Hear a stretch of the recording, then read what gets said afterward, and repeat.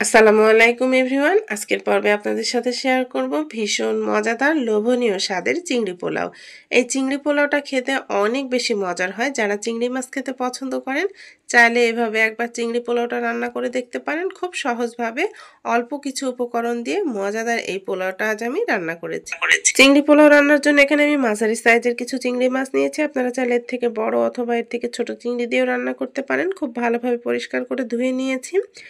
এবারে আমি একটা মশলার পেস্ট তৈরি করে নেব। এজন্য এখানে নিয়েছি 2 টুকরা আদা, নিয়েছি 3টার মতো ছোট সাইজের রসুন, 5-6টার মতো পেঁয়াজ নিয়েছি মাঝারি সাইজের, সাথে নিয়েছি একটা মাঝারি সাইজের টমেটো, 6-7টার মতো কাঁচামরিচ, 1 চা চামচের মতো আস্ত জিরা নিয়েছি, সাথে নিয়েছি 1 চা চামচের মতো ধনিয়া গুঁড়া। এগুলোকে সব ভালোভাবে আমি ব্লেন্ডারে ব্লেন্ড করে নেব। এবারে অন্য একটা প্যানে দিয়ে দিচ্ছি প্রায় 4 টেবিল চামচের মতো তেল। তেলটা গরম হয়ে আসলে চিংড়ি মাছগুলো সামান্য একটু লবণ দিয়ে ভেজে নেব। খুব বেশি ভাজা যাবে না, হালকা করে এপিট ওপিট করে মাছগুলোকে ভেজে নিতে হবে। খুব বেশি ভাজলে চিংড়ি মাছ শক্ত হয়ে যাবে। এই তো ভাজা হয়ে গিয়েছে। এবারে আমি তেল ঝরিয়ে উঠিয়ে নিচ্ছি। ওই তেলের মধ্যেই আমি ফোড়নের জন্য দিয়ে দিচ্ছি কিছু গরম মশলা, এলাচ, দারুচিনি। এখানে আমি একটা বড় এলাচ নিয়েছি, সাথে নিয়েছি 1 টুকরা জয়ত্রী, আর নিয়েছি 1/2 চা চামচ পরিমাণ শাহি জিরা। আপনাদের হাতের কাছে যদি শাহি জিরাটা না থাকে তাহলে এখানে 1/2 চা চামচ পরিমাণ আস্ত জিরাও দিয়ে দিতে পারেন। এই তো তেলের মধ্যে ফোড়নটা একটু ভেজে নিয়ে যে মশলার পেস্টটা তৈরি করে রেখেছিলাম পুরো মশলার পেস্টটা এখানে দিয়ে দিচ্ছি। তারপর স্বাদ মতো কিছুটা লবণ দিয়ে দেব। দিয়ে দিচ্ছি স্বাদ মতো মরিচের গুঁড়া। ঝালটা যে যেমন খাবেন সেই অনুযায়ী এখানে ঝালের গুঁড়োটা দিয়ে নেবেন। আমি এখানে প্রায় 1 চা চামচের মতো দিয়েছি। তারপর মশলাটাকে খুব ভালোভাবে কষিয়ে নেব। মশলাটাকে খুব ভালোভাবে কষিয়ে নিয়েছি। মশলার কোনো কাঁচা গন্ধ থাকা যাবে না। এবারে চিংড়ি মাছগুলো দিয়ে দিলাম, সাথে দিয়ে দিলাম প্রায় 4 টেবিল চামচের মতো টক দই। খুব ভালোভাবে কিছুক্ষণ কষিয়ে নিয়েছি। কষানো হয়ে গেলে এখানে দিয়ে দিচ্ছি 1/2 কাপের মতো নারিকেলের দুধ। আপনাদের হাতের কাছে যদি নারিকেলের দুধটা না থাকে তাহলে এখানে নর্মাল দুধটাও দিতে পারেন। তবে চেষ্টা করবেন চিংড়ি পোলাও রান্নার ক্ষেত্রে নারিকেলের দুধটা ব্যবহার করতে। 5 মিনিট ঢাকনা দিয়ে ঢেকে এটাকে রান্না করে নিয়েছি। খুব বেশি রান্না করা যাবে না। এই তো 5 মিনিট পর আমি গ্রেভি থেকে মাছগুলো আলাদা করে নিচ্ছি। মাছগুলোকে আমি উঠিয়ে নিচ্ছি এই তেল মশলা সহ। আর বাকি যে তেল মশলা রয়েছে তার মধ্যে আমি এখানে দিয়ে দিচ্ছি 500 গ্রামের মতো চিনি গুঁড়া চাল। চালটাকে আমি আগে থেকে ভালোভাবে ধুয়ে পানিটা ঝরিয়ে রেখেছি।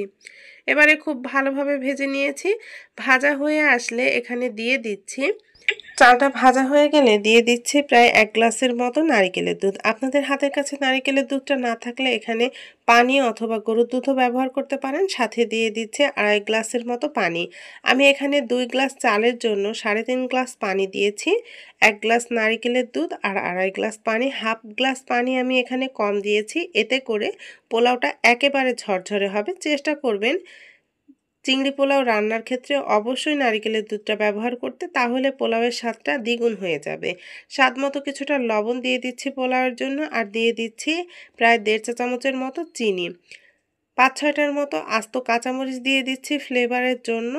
দিয়ে দিচ্ছি কিছুটা বাদাম আর কিশমিশ। এখানে আমি প্রায় 2 টেবিল চামচের মতো কাঠবাদাম, কাজু বাদাম কুচি করে নিয়েছি, সাথে 10-12টার মতো কিশমিশ দিয়ে দিয়েছি। তারপর ঢাকনা দিয়ে ঢেকে চুলার জালটা লো টু মিডিয়ামের মাঝামাঝি রেখে এটাকে আমি 5-6 মিনিট রান্না করে নিয়েছি। প্রায় 6 মিনিট পর দেখুন পানিটা একেবারে টেনে এসেছে। তারপর চুলার জালটা একেবারে লো করে দিচ্ছি। দিয়ে ওপর থেকে আমি চিংড়ি মাছগুলো বিছিয়ে দিচ্ছি।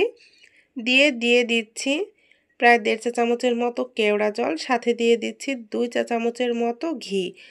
চেষ্টা করবেন ঘিয়ের পরিমাণটা আরেকটু বাড়িয়ে দিতে, তাহলে পোলাওয়ের স্বাদটা আরও বেশি ভালো হবে। আমার কাছে আজকে বেশি ঘি ছিল না দেখে আমি অল্প একটুই দিয়েছি। তারপর ঢাকনা দিয়ে ঢেকে এটাকে আমি আরও 20 মিনিট দমে রেখেছিলাম, চুলার জালটা একেবারে লোতে রেখে।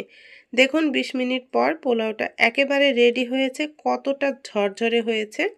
এবার আমি একটা সার্ভিং ডিশে পরিবেশন করে নিচ্ছি। প্রিয় দর্শক, ভীষণ মজাদার চিংড়ি পোলাও পুরোপুরি রেডি।